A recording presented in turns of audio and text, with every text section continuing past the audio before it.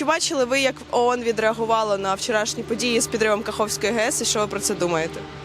Я думаю, що реакція була недостатньою. Це взагалі недопустимо для такої організації, яка, в принципі, має першою дати, скажімо так, відчутну реакцію на таку глобальну катастрофу.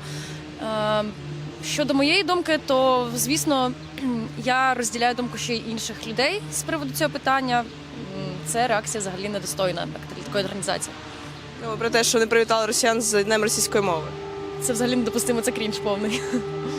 І чи бачили ми, може, що написав якийсь Greenpeace або Грета Тунберг? Вони нічого не писали, наскільки я пам'ятаю. Я навіть не бачила їх жодних постів ні в Твіттері, ні ще десь на якихось сайтах.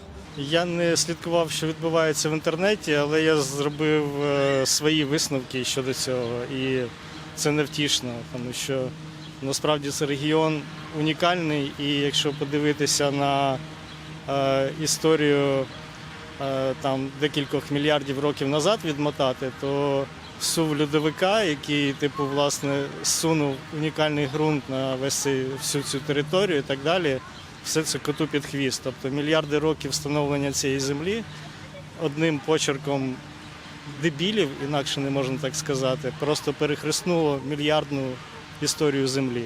Тому тут не тільки про людське життя, а просто... Hello, I'm Polina from Mariupol, and today I'll interview Kyiv citizens. Адекватно прокоментувати це якось трошки не знаю навіть як. Перше, це вітання з Днем російської мови. Дуже дякуємо. Нам, українцям, в лапках дуже приємно. Яким чином діють зараз міжнародні організації, які є в Україні, які в них дії зараз, до прикладу, виникають стосовно навіть вчорашнього підриву в Каховці. Ну, тобто не відчувається якоїсь підтримки, яка б могла б дійсно допомогти хоча б рятувати життя українців. Навіть так. Ну, бачили якісь публікації Greenpeace або Грети Тунберг щодо цього? Я не бачив подібних публікацій. Що ви про це думаєте? Я думаю, те, що люди починають звикати до того, що в нас відбувається, і це велика проблема. Потрібно трошки вже схаменутися і зрозуміти, що далі буде гірше. Основна ціль зараз припинити війну, припинити геноцид України, і це має бути задіяна повністю вся світова спільнота. І на такі події, які відбулись вчора, мають реагувати всі, бо це техногенна катастрофа і це загибелі ні в чому невинних людей, які зараз і сьогодні сидять в Олешках на дахах своїх будинків і просто з дітьми чекають допомоги. І цим займаються наші волонтери. Дуже багато знайомих і багато людей, які дійсно вчора, дізнавшись цю новину, просто повиїжджали бусами, машинами і допомагають, і якось намагаються врятувати людей. День російської мови, ну це просто неможливо сприймати так, що тим паче з Херсону я сам, то моє майно не постраждало. Деяких моїх знайомих, які ближче до берега, будівлі, все, їх немає. А в мене була дача, її 100% вже немає. Як відреагували ООН? Ніяк не відреагували, просто ніяк. Це не була реакція. Ви маєте на увазі День російської мови? Я не сказав би, що це реакція. Це календарна подія. Слухайте, коли теж якийсь був, тільки це не ООН, це ЄС був якийсь захід, уже війна почалася, а в них там були салатики а-ля Рюс. Тому там люди настільки далекі від того, що відбувається, їм настільки, навіть якщо вони бажають важко уявити, це одиниці. Це ті, що приймають українських біженців.